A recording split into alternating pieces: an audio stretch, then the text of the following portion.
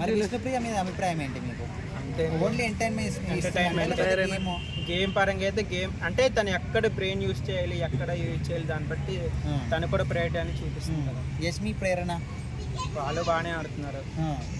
So మరి ఇప్పుడు పృథ్వీ అదేవిధంగా విష్ణుప్రియ వీళ్ళిద్దరి కెమిస్ట్రీ ఎక్కడి వరకు పోతుంది అనుకుంటున్నారు, లేకపోతే జస్ట్ నాటకం అంటున్నారా మీరు? వాళ్ళ పర్సన్ మనకి ఇప్పుడు బయటకైతే స్ప్రెడ్ అవుతుంది, కాకపోతే వాళ్ళ మనసులో ఏముంది మనకి తెలియదు కదా, అంటే మనకి జడ్జ్ చేయకూడదు. నా పాయింట్ ఆఫ్ ఏంటంటే వాళ్ళ పర్సన్ వాళ్ళది, బయటకు వచ్చిన తర్వాత అలా కంటెంట్ చేస్తారు, లేకపోతే ఫ్రెండ్లీ కంటెంట్ చేస్తారు, వాళ్ళు డిపెండ్స్ అప్ అన్నది. మనం మాట్లాడకూడదు కాబట్టి మనం మన రోహిణి అవినాష్ కామెడీ పరంగా ఎట్లుంది? అంటే అదే అంటున్నా, వైల్డ్ కార్డ్ ఎంట్రీ తర్వాత మాకు చూడడానికైనా మాకు ఇంట్రెస్ట్ వస్తుంది. అంతకు ముందు అయితే అసలు నేను చూసేవాడినా కాదు, టూ ఫ్రాంక్ చెప్పాలంటే. వైల్డ్ కార్డ్ అంటే దాన్ని ఎంటర్టైన్మెంట్ కానీ యాస్పైరింగ్ అంతకుముందు ఏం లేదు.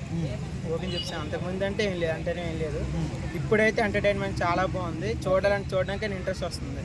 అయితే ఇప్పటి వరకు హెల్మెట్ అయిన వాళ్ళందరిలో కూడా అరే వీళ్ళు పోకపోతే బాగుండేదిరా అని అనుకునే వాళ్ళు ఎవరు ఉన్నారు. ఎవరాలు? హరితేజ గారు. ఓకే, ఎందుకని? బాగానే ఆడుతున్నారు. ఒక్కసారి హెల్మెట్ అయిపోగానే నాకు చాలా బాగా, లాస్ట్ వీక్ హెల్మెట్ అయ్యారు కదా, కొంచెం బాగానే ఆడుతున్నారు. ఎందుకు హెల్మెట్ అయ్యారు? వాళ్ళ ప్లేస్లోనే ఇఫ్ ఇన్ కేస్ బయటికి వెళ్ళాలి అంటే ఇతన్ని మన గౌతమ్ని పంపిస్తే బాగుండేమో నా. ఓకే, ఎందుకని గౌతమ్ ఎందుకు ఆయన ఆడలేదా? ఆడుతున్నాడు, కాకపోతే ప్రతిదానికి చిరాకు పడుతున్నారు. నేను కూడా చిరాకేనే. ఓకే, చిరాకు పడుతున్నారు, ఏదేదో మాట్లాడుతారు, ఏదేదో పాయింట్ పెద్ద మాట్లాడుతున్నారు, ఎందుకా అని. సరే, వీళ్ళందరూ పక్కన పెడితే ఎవరు కప్పు విన్ అవుతారు అనుకుంటున్నారు, లేకపోతే మీరు ఎవరైతే బాగా? నిఖిల్. ఓకే, కప్పు విన్ అవ్వాలంటే నిఖిల్ అంతే. ఆయన అప్పుడు ఇంకెవరికి